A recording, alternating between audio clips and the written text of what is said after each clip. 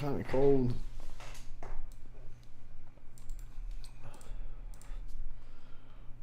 The elves of Wereth are on high alert since Mookskitty went missing. Recently, the support team has been receiving many calls from parents who can't activate vouchers on the TryHackMe website. They also mentioned they are receiving many targeted phishing emails containing information that is not public. The support team is wary and has enlisted the help of the TBFC staff. When looking into this peculiar case, they discovered a suspiciously named account named Sir Carrot Bane, which has many vouchers assigned to it. For now, they have deleted the account and retrieved the vouchers. But something is going on. Can you help the TBFC staff investigate the TryHackMe website and fix the vulnerabilities? Learning objectives: understand the concept of authentication and authorization. Learn how to spot potential opportunities for insecure direct object references, IDORs. Exploit IDOR to perform horizontal privilege escalation. Learn how to turn IDOR into secure direct object reference. Alright. Got all that going on. Kind of cold. It's cold in here.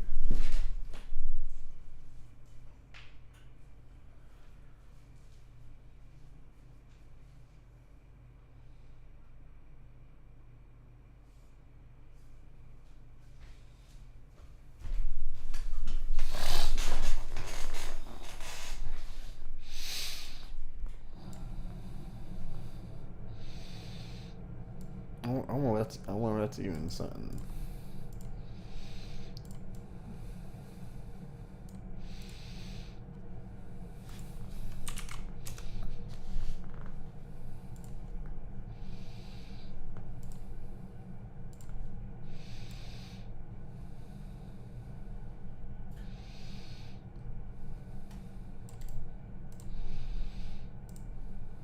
It's dangerously obvious. Really, have you ever seen a link that looks like this? HTTP URL.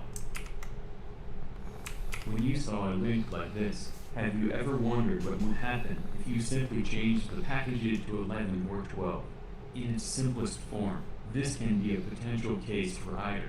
IDOR stands for Insecure Direct Object Reference and is a... Yeah, that's why like a lot of websites do stuff like this. Instead of the number being 1 or 2, it's just like a not encryption, can't think of the word. Whatever. Encoded or something, a different encoding.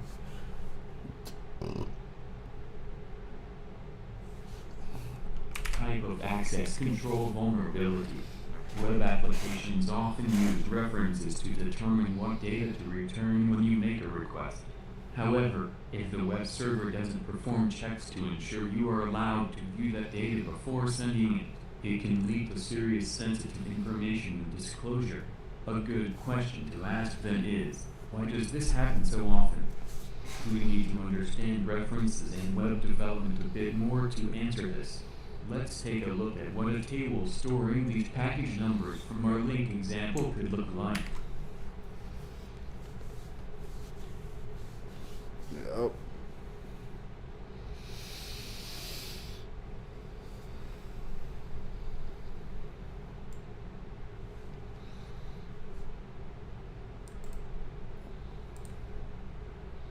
If the user wants to know the status of their package and makes a web request, the simplest method is to allow the user to supply their packaging. We recover data from the database using the simplest SQL query of select person, address, status from packages where packages equals value. However, since packages is a sequential number, it becomes pretty obvious to guess the packages of other customers. And since the web application isn't verifying that the person making the request is the same person as the one who owns the package, an IDOR vulnerability appears, allowing attackers to recover the details for packages belonging to other users. Even worse is when a feature like this doesn't require a user to authenticate, then there would be no way to even tell who is making the request. To dive a bit deeper, we need to understand authentication, authorization, and privilege escalation. A note from one of the co-authors of this task: I am not a fan of the vulnerability named IDOR. I prefer the name authorization bypass. If you want to understand my reasoning, expand here, but you don't have to be bored with the details.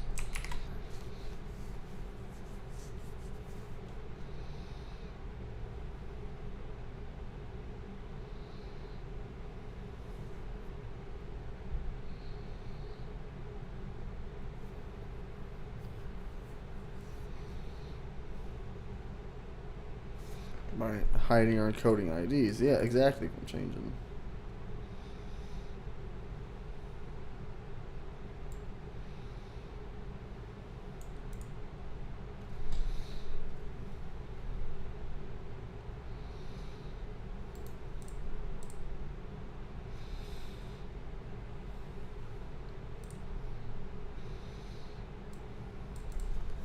Even worse is when a feature like this doesn't require a user to authenticate, then there would be no way to even tell who is making the request.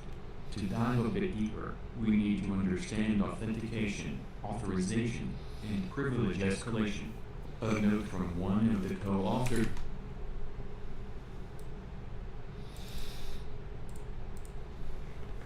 Identity defines our reach to understand the root cause of IDOR. It is important to understand the basic principles of authentication and authorization. Authentication, the process by which you verify who you are.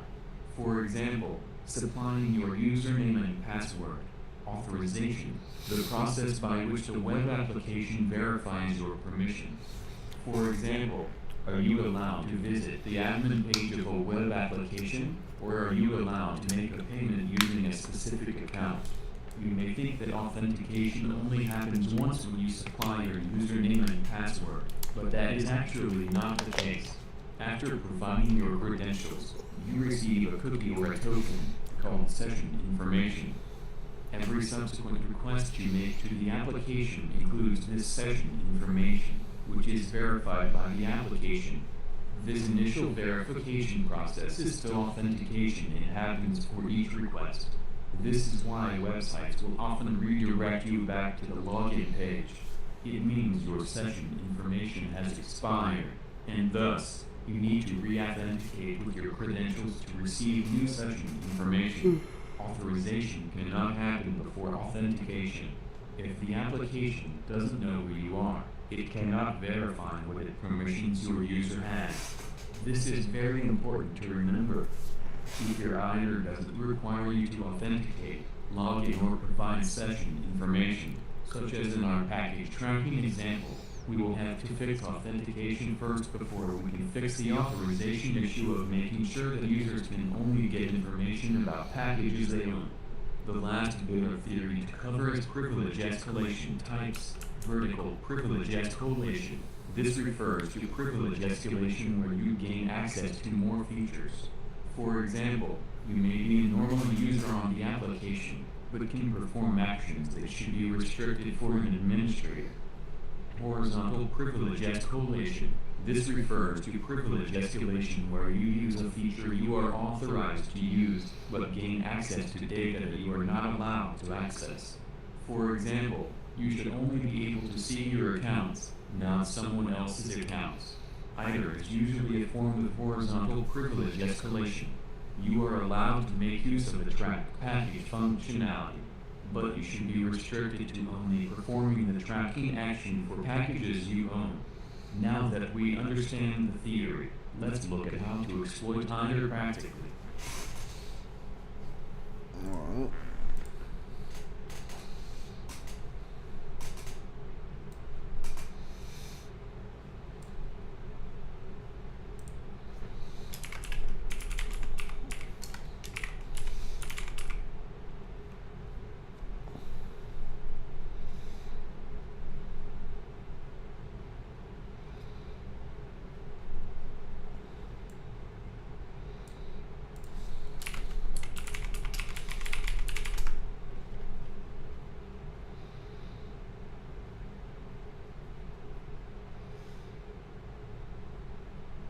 Not being English. Oh, insecure.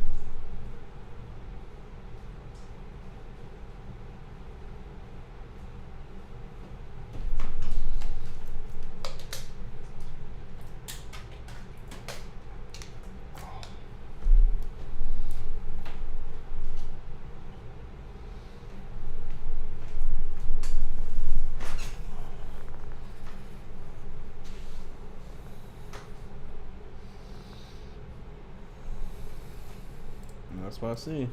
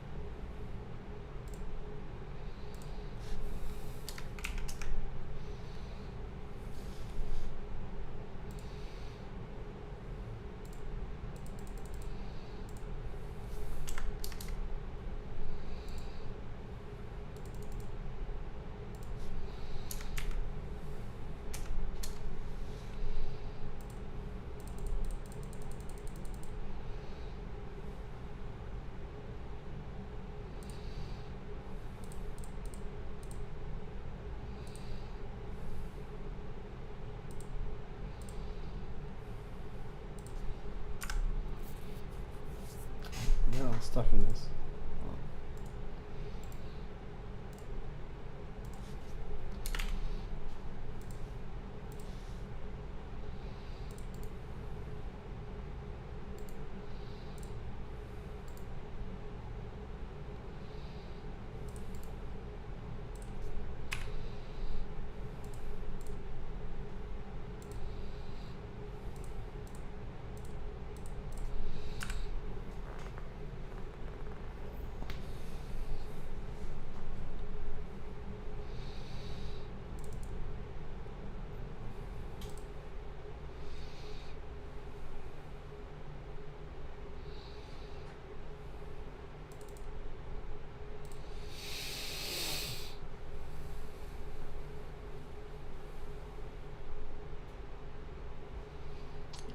I am when it's not doing nothing.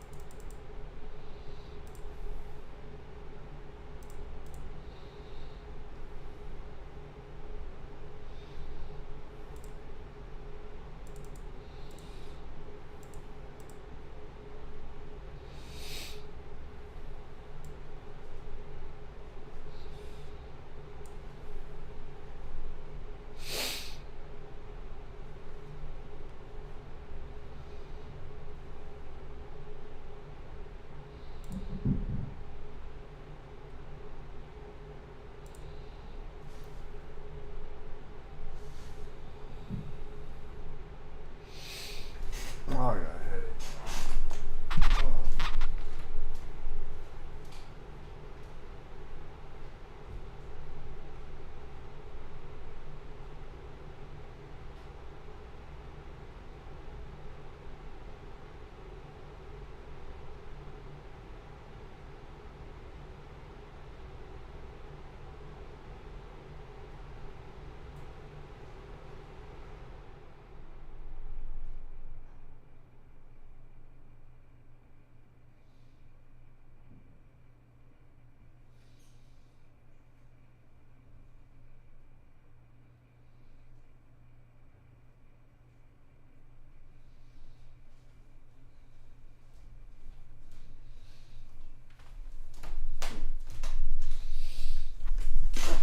Oh, I'm always late. I got a headache. Oh, I'm cold.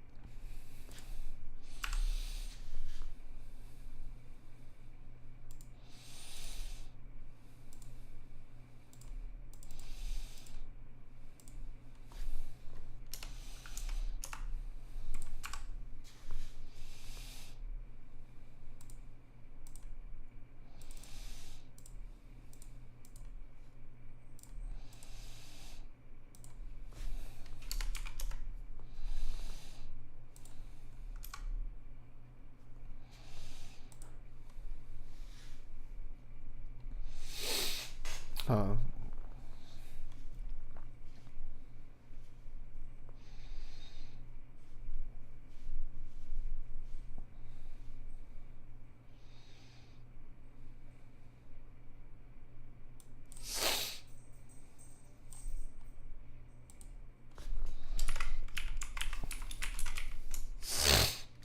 What type? No, what do you mean? What type of?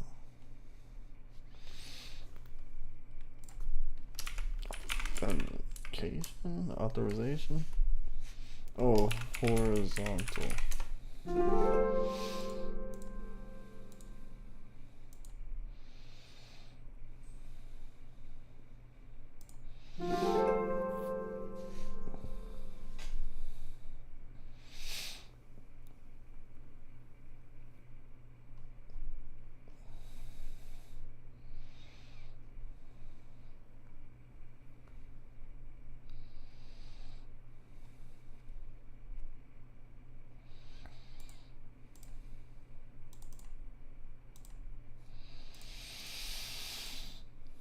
So let's go back to 10.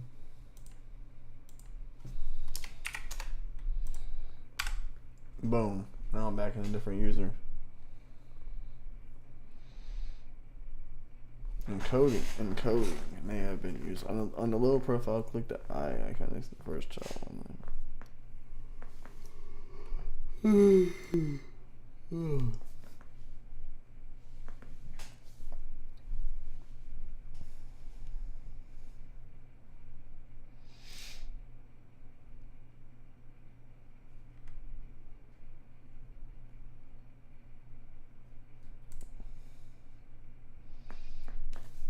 Huh. Yep.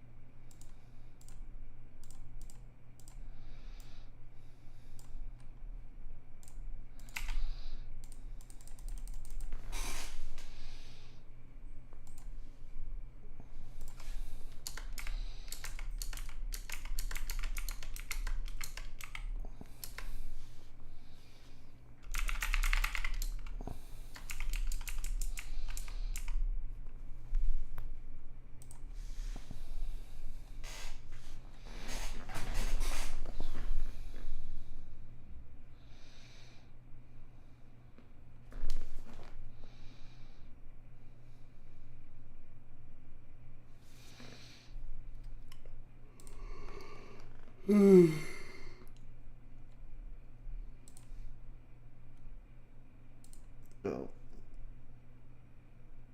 It tells you MD5.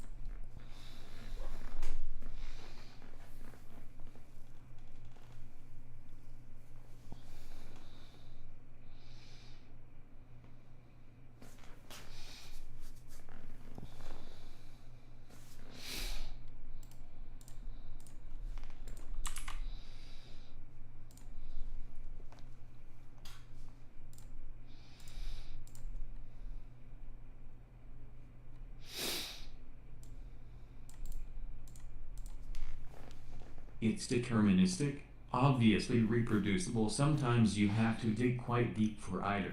Sometimes IDOR is not as clear. Sometimes the IDOR stems from the actual algorithm being used. In this last case, let's take a look at our vouchers. While the values may look random, we need to investigate what algorithm was used to generate them. Their format looks like a UI, so let's use a website such as UI Decoder to try to understand what UI format was used. Copy one of the vouchers to the website for decoding, and you should see something like this.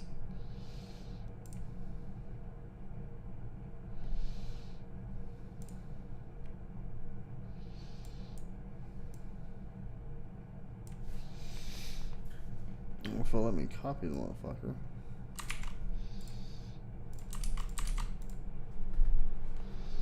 Now what is a UA? What is this?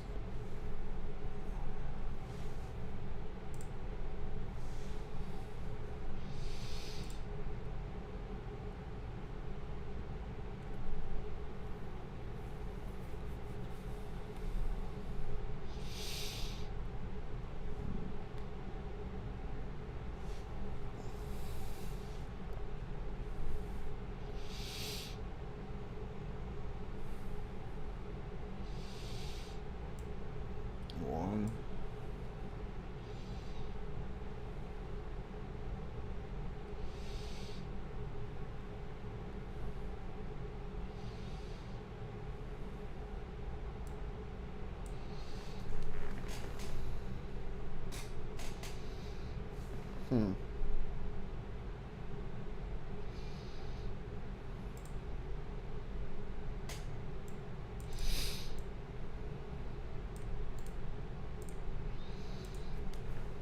While these look completely random, we can see that the UI version 1 was used. The issue with UI 1 is that if we know the exact date when the code was generated, we can recover the UI. For example, suppose we knew the hours always generated vouchers between 2000 hours to 2100 hours. In that case, we can create UIs for that entire time period, 3600 UIs, since we have 60 minutes and 60 seconds in a minute, which we could use in a brute force attack to aim to recover a valid voucher and get more gifts. What? Now that we have seen the various IDORs that can be found, let's discuss how to fix them and avoid them. Improve design, obliterate risk. Now that we learned about what IDOR is, let's discuss how to fix it. The best way to stop IDOR is to make sure the server checks who is asking for the data every time. It's not enough to hide or change the ID number. The system must confirm that the logged in user is authorized to see or change that information. Don't rely on tricks like base64 or hashing the IDs. Those can still be guessed or decoded. Instead, keep all the real permission checks on the server. Whenever a request comes in, check. Does this user own or have permission to view this item? Use random or hard-to-guess IDs for public leaks, but remember that random IDs alone don't make your app safe. Always test your app by trying to open another user's data and making sure it's locked. Finally, record and monitor failed access attempts. They can be early signs of someone trying to exploit an IDOR.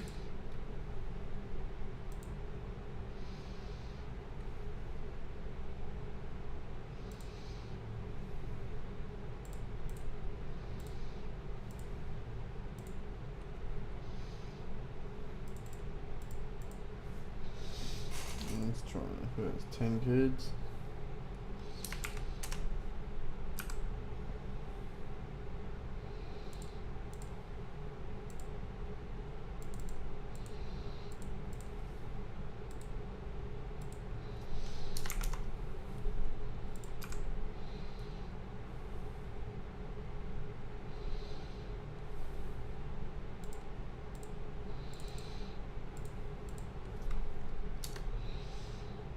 Fuck.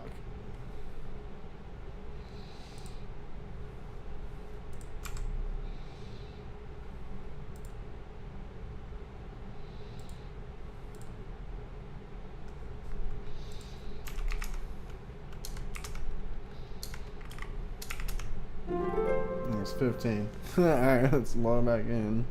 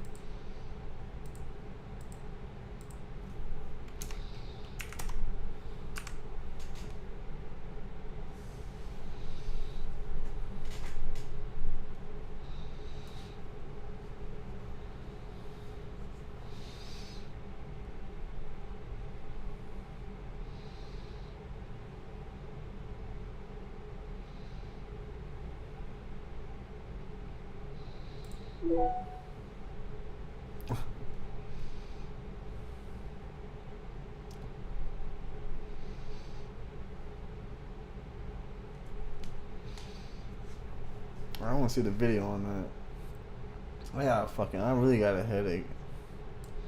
Hey everyone, welcome to day number 5 in the target blade on the top left. Right click on the IP address for the web app and click add to scope.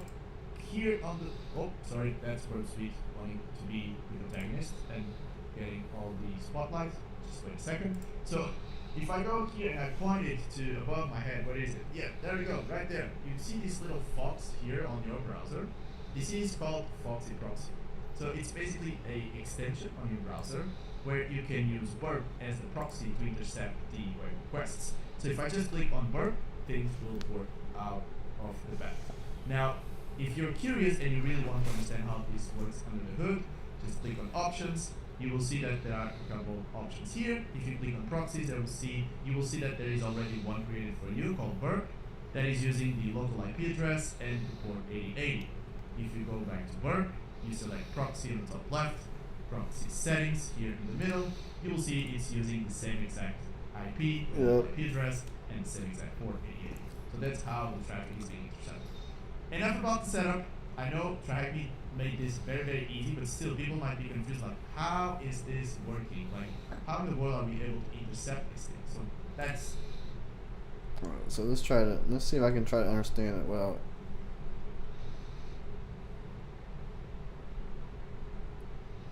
Use either the base 64 or MD5 channel base.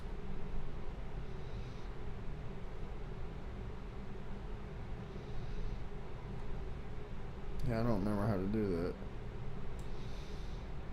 It's basically the setup behind it. Let me put my face back up there.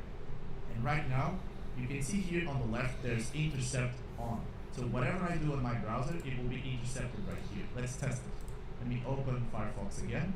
Close this. And let me just, see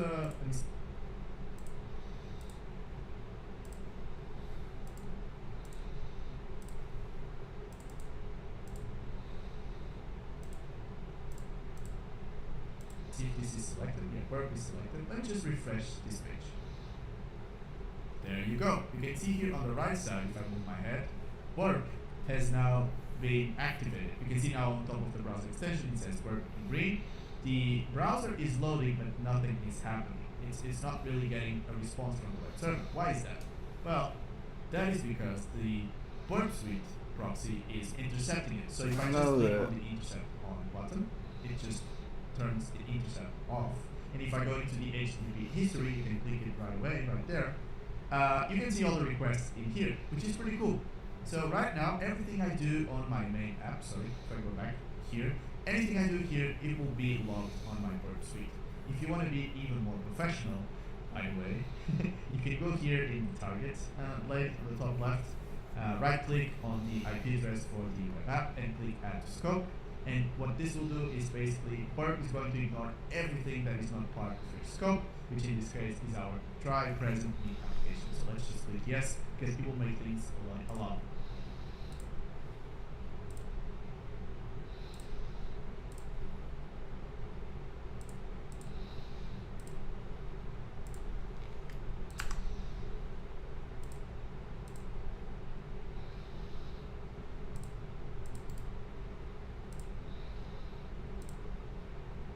Cleaner and remove all of the noise from here from your history. So yeah, we know that we have to use a specific type of request, right? So we have to use either the base64 or MD5 child endpoint. So let's see if we have any requests that capture that. So for that, I need to go back to my web application and let's get some information about this kit. So for example, this kit right here, let's see what we got on.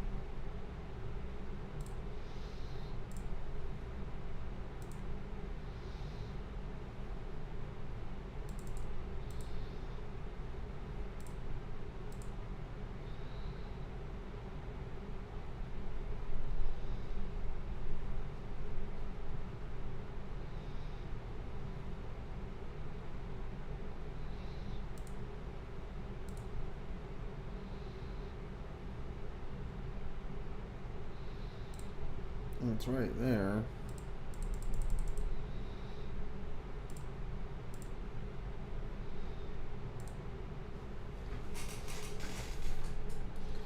RTK equals. What's base 64? So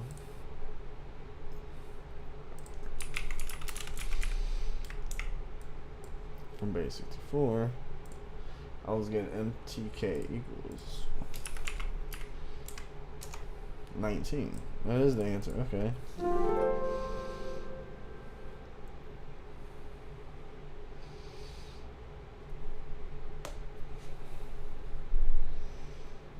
Parents vouchers plain.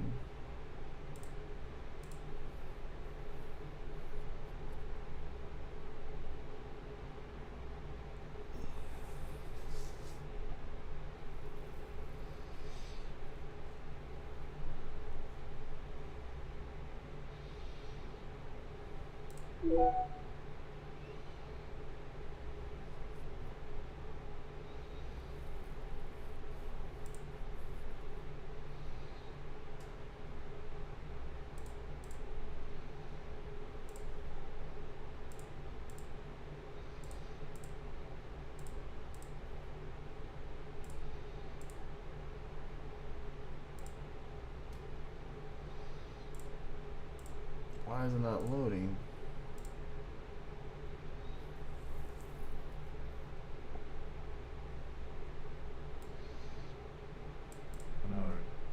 Yes, basically numbers between 10 and 20. Okay, and we can just minimize everything. Was this other guy? Was he quicker? Welcome everyone to another here and give you an example that. Hey everyone, welcome. How do we do that? I made things easier for you. This is a very, very good example of how you can leverage AI to help you as well to generate all of these possibilities because as we saw previously, the fact that we are using this version 1 of UUID means that even though this token or this voucher looks kind of random, if we know exactly the timestamp or the possibilities for the timestamp of the voucher, we can generate a bunch of different vouchers and then test to see if any of those is valid.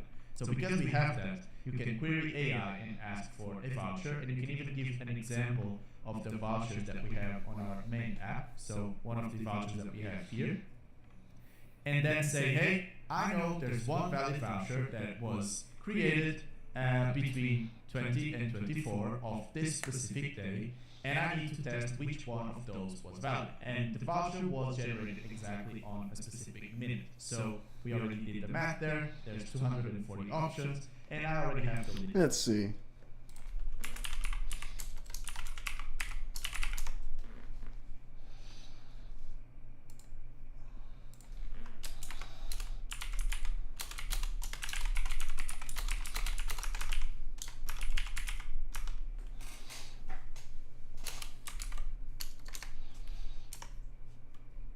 Oh, damn it.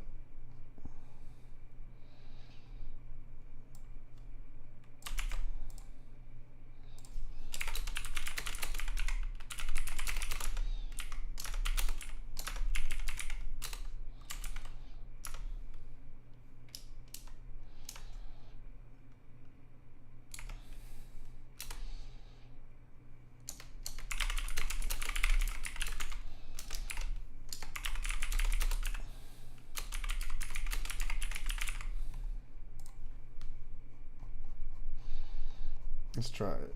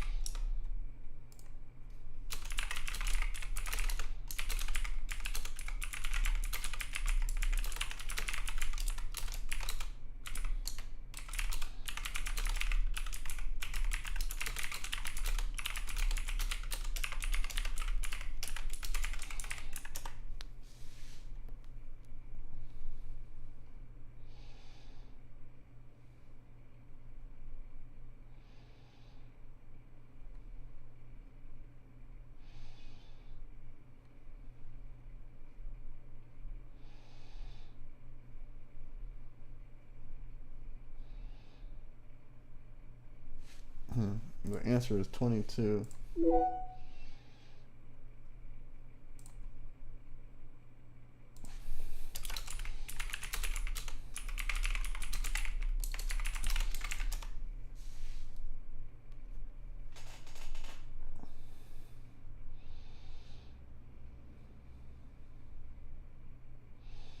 No way. No fucking way.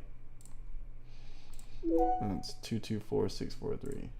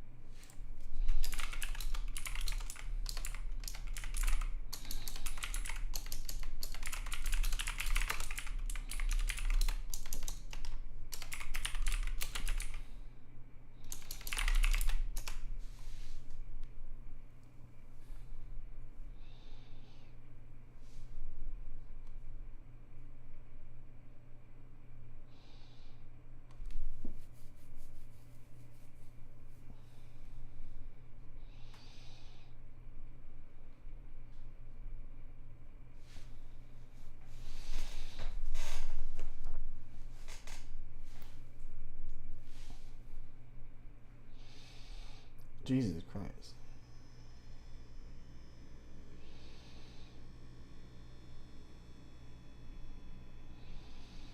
Huh. That's fucking crazy.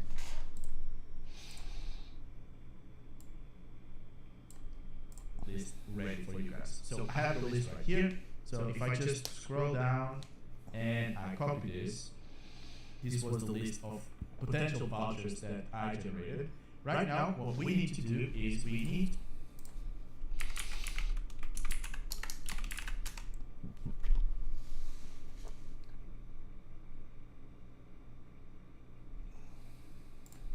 to go to, sorry, first we need to go back to the endpoint that TryHackMe is asking us to use. So let me just copy this right here. Boom. Let me navigate to it. So here. There we go. Alright.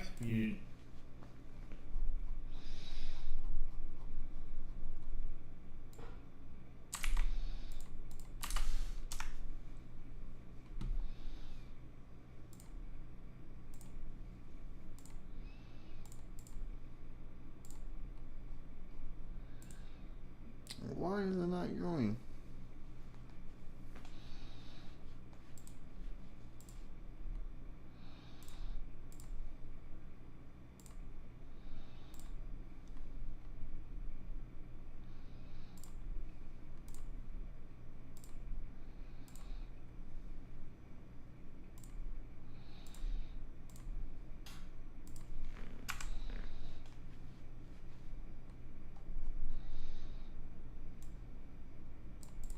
right spot. So now we need to go here and claim voucher. Let's just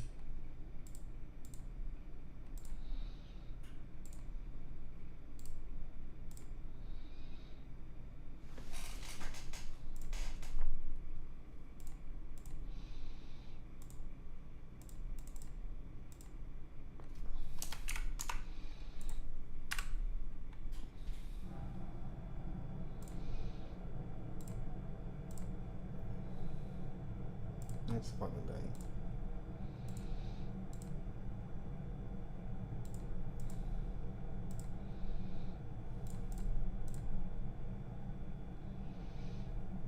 click here on this claim voucher, and here you can enter anything you want. Okay, let's just put. I need to go. So I'll probably need to go back to fucking goddamn it.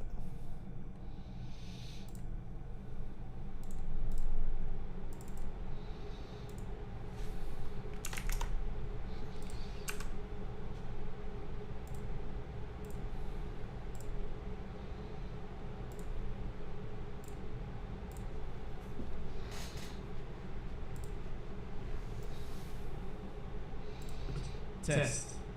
Even gonna make it caps lock, just to make it a little bit more visible when we get it on work. And we can see that we get a result voucher not found. So if I go back to work and let me close this intruder window, we don't really need it anymore. We can discard it. And we go back to our proxy and we go into this last request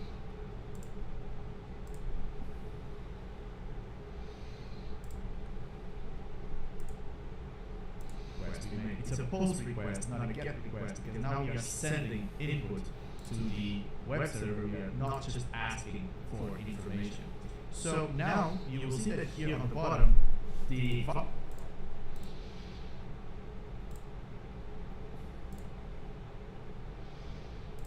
voucher that I tried to redeem was random. If take a look at this, pay attention. Specifically on here. So if I, there we go. All right, we're in the right spot. We can discard it. And voucher not found. Error 404. So now we are going to use the same request. Again, this is the same exact logic. What was the response at?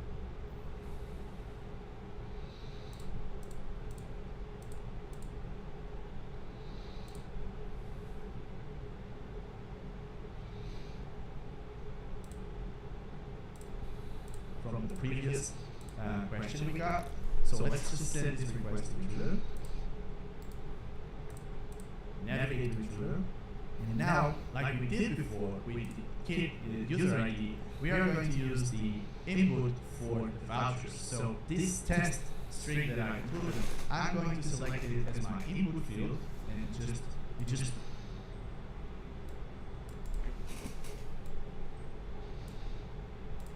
do that by again selecting it and clicking on this add button on the left. And now on the right side, you already have the options to submit your payload, which is what we are going to do. So let me go back to my list, copy it. This is the list that I've generated. You go back to the attack sheet, minimize.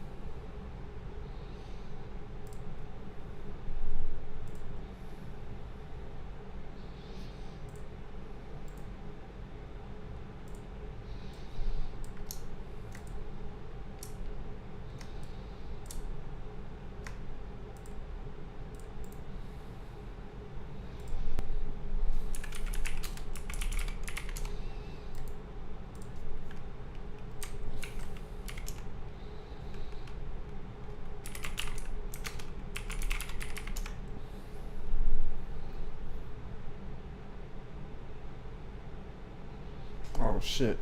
My dumbass.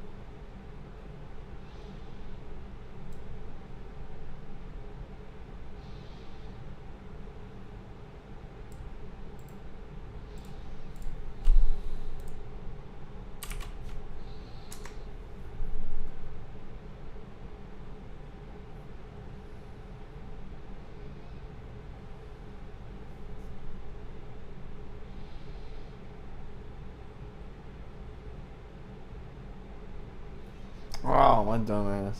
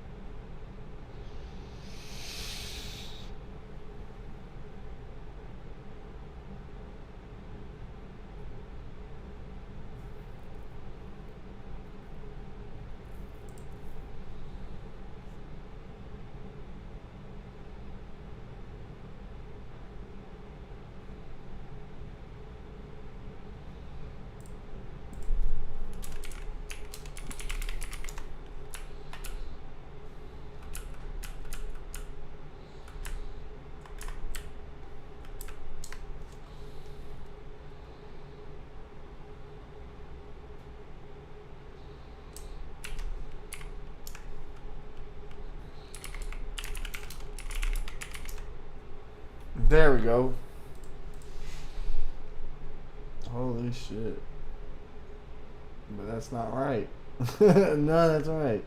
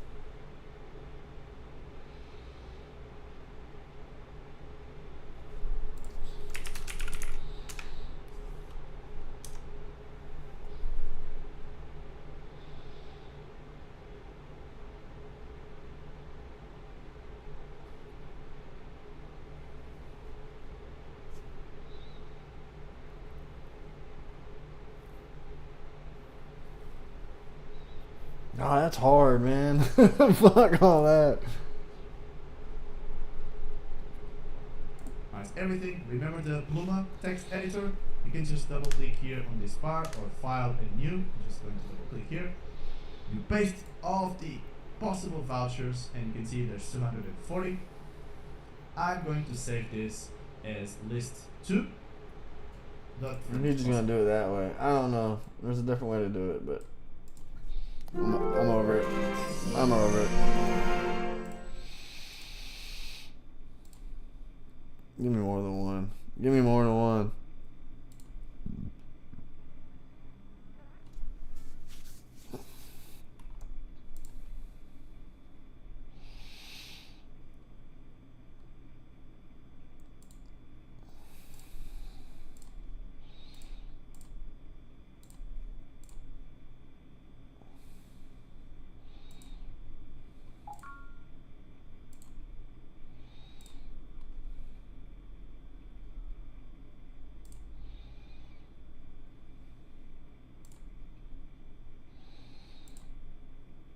Executable.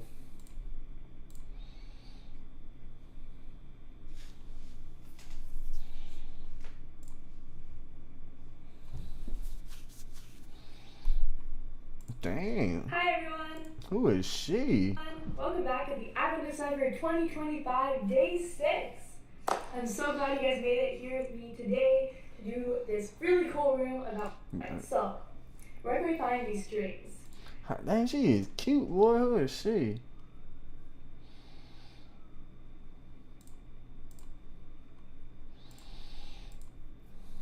Hey everyone! Welcome back to the Advent of Cyber. I don't know who she is, but she cute, boy. Is that her? Hey everyone! Welcome back to A former English teacher going viral after posting a raw and so I don't want this to come off as if this is all the kids' fault. A local sheriff is catching heat on social media for using food as punishment. That right there is the Warden Burger. Baldwin County Sheriff Richard Jones serves it to inmates in isolation. Our Courtney King sat down with the sheriff today about why he uses it, but Courtney, my question is, would he eat the burger? The rest of On Wednesday. The State Department of Corrections is not my boss, so I basically don't give two what they think. On Wednesday.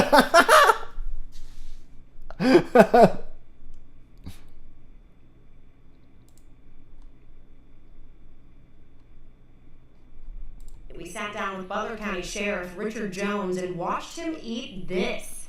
It's no ordinary burger. It's what the sheriff calls a warden burger. So you have zero complaints about the Warden Burger? Me personally, no, I would eat this.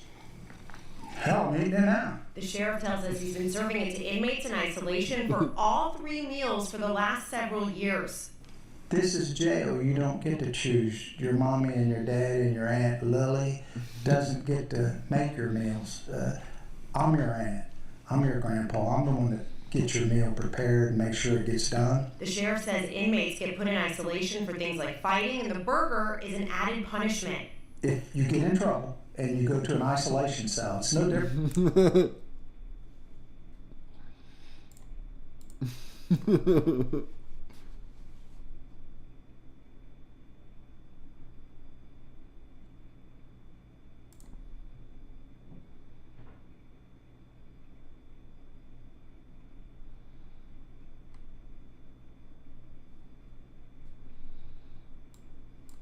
Different than your regular cell.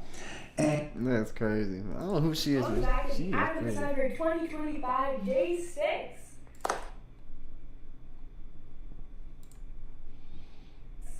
I'm so glad you guys made it here.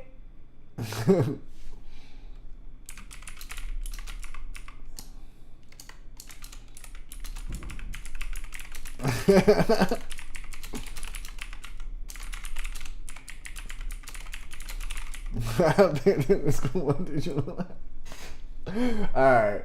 I gotta quit simping. Anyways, well, we'll do this tomorrow. So,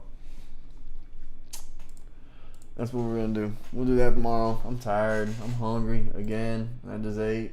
My cat's sick. I don't know. I'm gonna take her to vet tomorrow. Alright, I might play some Battlefield in a minute. I don't know.